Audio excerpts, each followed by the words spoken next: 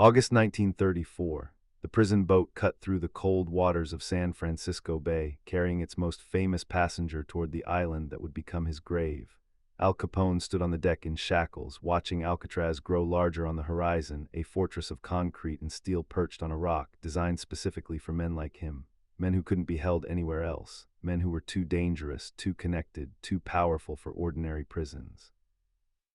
The morning fog clung to the water, making the island appear and disappear like something from a nightmare. Other prisoners on the boat, bank robbers, kidnappers, men who'd killed federal agents, stood silent, watching the rock emerge from the mist. Everyone knew what Alcatraz meant. Everyone had heard the stories about the place where troublemakers went to be broken. Capone was 35 years old, and the world knew his name, public enemy number one. The man who'd controlled Chicago, who'd made millions, who'd walked with presidents and movie stars. The newspapers had covered every moment of his trial, his conviction, his sentencing. Now they'd cover this too, America's most notorious gangster locked away on the most infamous prison on earth. He'd spent the last 3 years at Atlanta Federal Penitentiary, and even there his power had followed him. Money changed hands.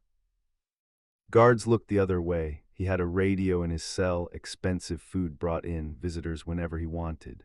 He'd run his organization from behind bars, maintained control through letters and smuggled messages. Even in prison, Al Capone had been Al Capone, powerful, connected, untouchable. But Alcatraz was different. Alcatraz was built specifically to break men like him, built to prove that no one was above the system, that no amount of money or influence or fear could protect you once you stepped onto the rock. As the boat docked and guards marched him onto the island, Capone squared his shoulders and kept his face impassive.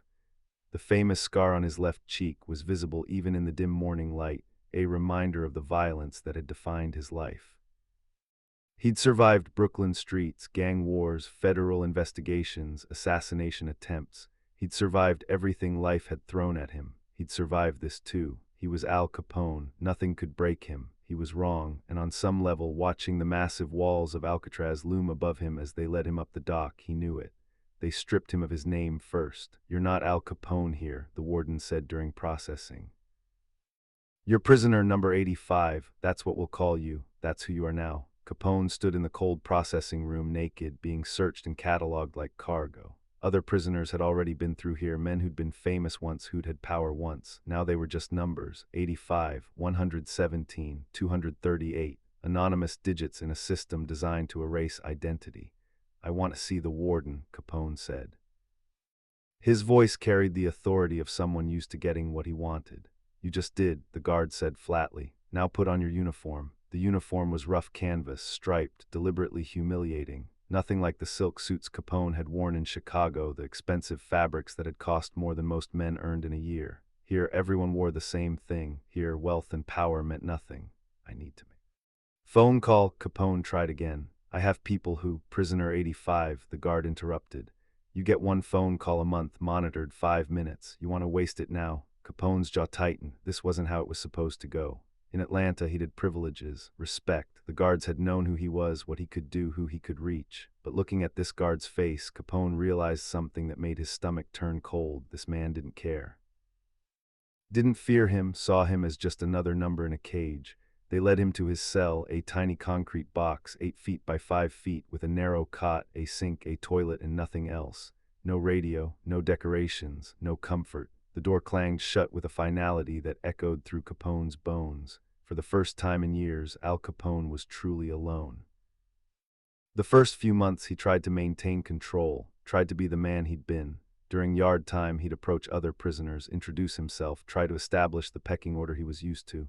"Al Capone," he'd say, extending his hand. "Chicago." Most of them ignored him. A few laughed. "We know who you are," one lifer said, a bank robber named Sullivan who'd been on the rock for 2 years. "We just don't care."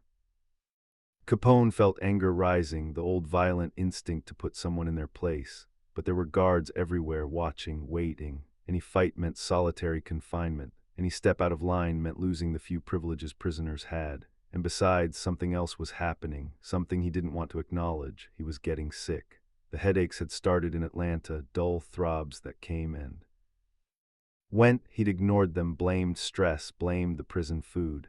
But now they were constant, sharp, like something trying to crack his skull open from the inside. and there were other symptoms: blurred vision, difficulty concentrating, moments where he'd forget what he was doing or where he was. The prison doctor examined him and delivered the diagnosis Capone had been avoiding for years: advanced neurosyphilis.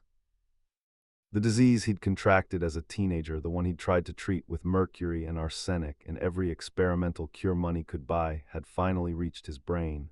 "How bad is it?" Capone asked. The doctor, a weary man who'd seen every kind of prison ailment, looked at him with something like pity. "Bad, and it's going to get worse. We can try some treatments, but at this stage." He shook his head. "I'm sorry."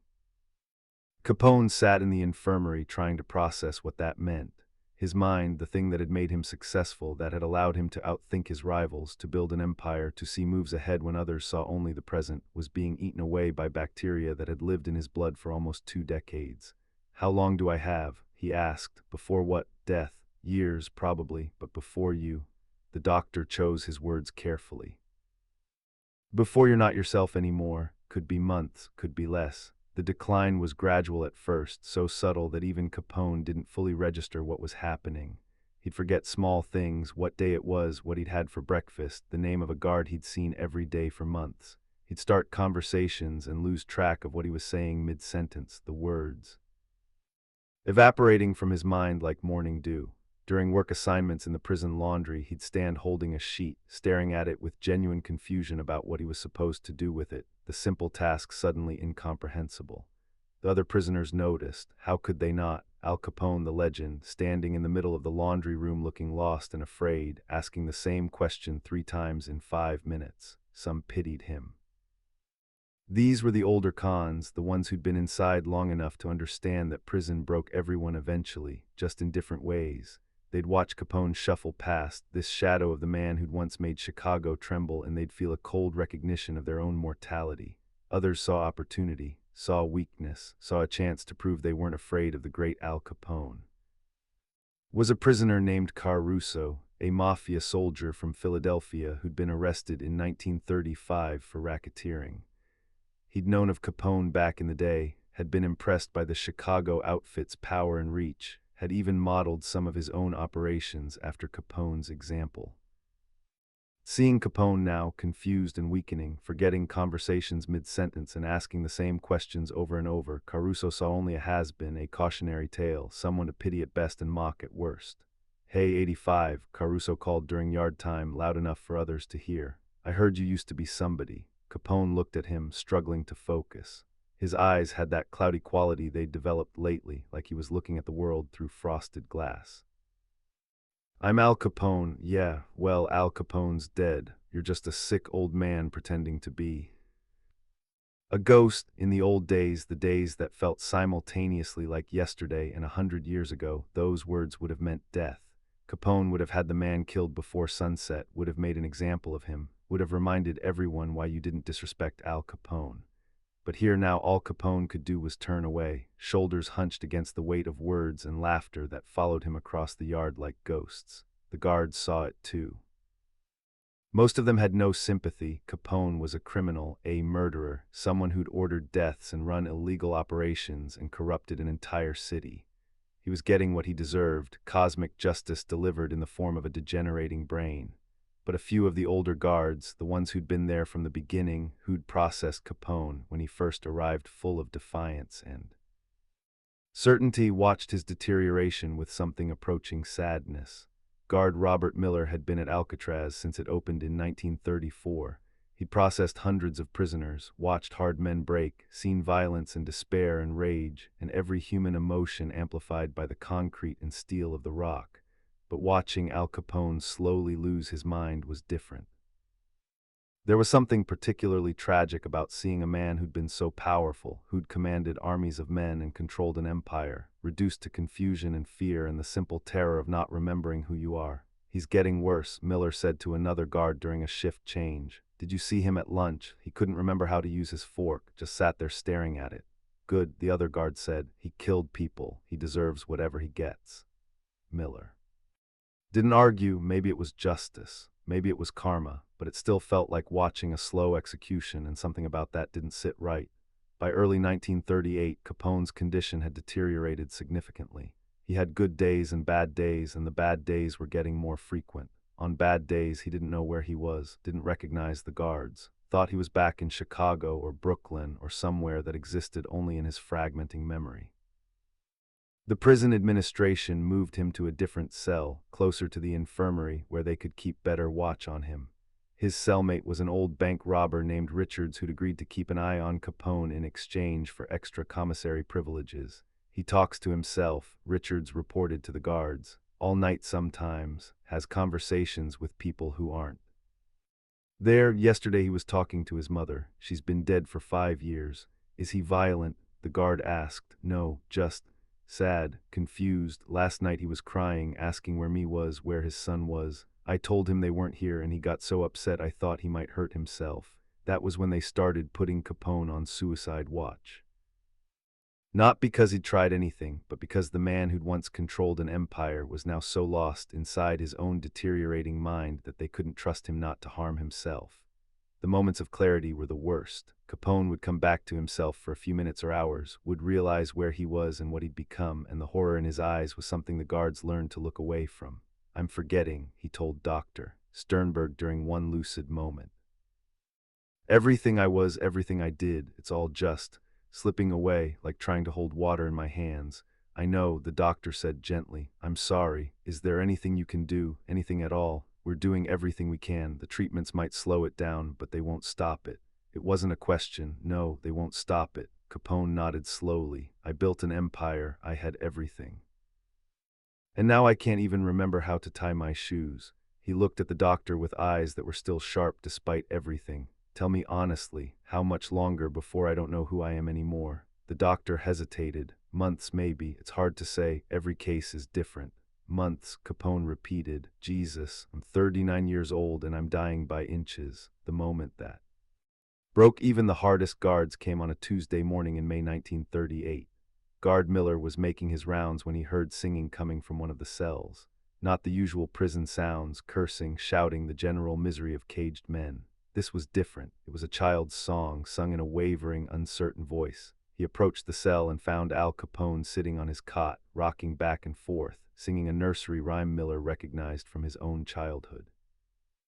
Ring around the rosy, pocket full of posies.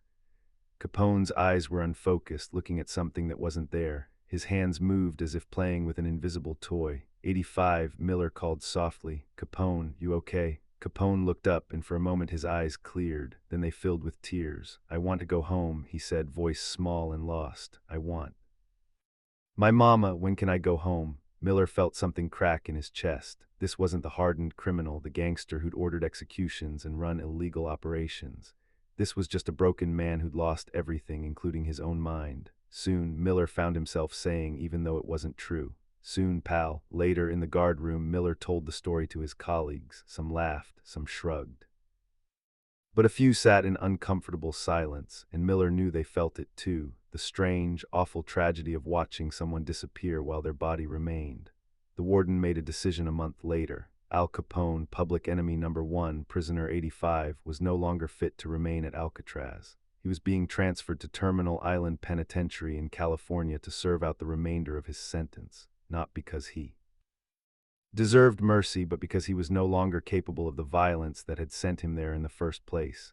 On the day of transfer, the other prisoners gathered to watch. Some jeered, some were silent, and a few, the ones who'd watched the descent from the beginning, felt something uncomfortably close to relief that it was ending. Guard Miller escorted Capone to the boat. The man who'd arrived 5 years ago in shackles, defiant and powerful, was now docile and confused, being led like a child. Where are we going? Capone asked. Somewhere better, Miller said. It was a lie, but a kind one. Capone nodded, accepting it without question, and stepped onto the boat. Miller watched the vessel pull away from Alcatraz, carrying what remained of Al Capone toward a future that no longer included fame or power or even basic comprehension. That night, Miller went home to his wife and hugged her tighter than usual. What's wrong? She asked. Nothing, he said. Just tell me if I ever start to lose myself. Promise me. She didn't understand, but she promised anyway. Al Capone was released from federal custody in November 1939, his sentence commuted because he was no longer mentally competent. They sent him home to me in Florida, where he would live another 8 years in a fog of confusion and fragments. The newspapers ran the story: Capone released, mind gone. The man who'd terrified Chicago, who'd built an empire, who'd been untouchable, that man was gone. What remained was a shell, a body without the consciousness that had made it formidable. Me cared for him until the end, fed him when he forgot to eat, bathed him when he couldn't remember how, held him when he woke screaming from nightmares he couldn't explain. She never complained, never abandoned him, never stopped loving the man he'd been even as that man ceased to exist. Guard Robert Miller retired from Alcatraz in 1950, 11 years after Capone's release, 3 years after Capone's death. He'd seen hundreds of prisoners come through those gates. He'd seen violence and rage and every kind of human darkness.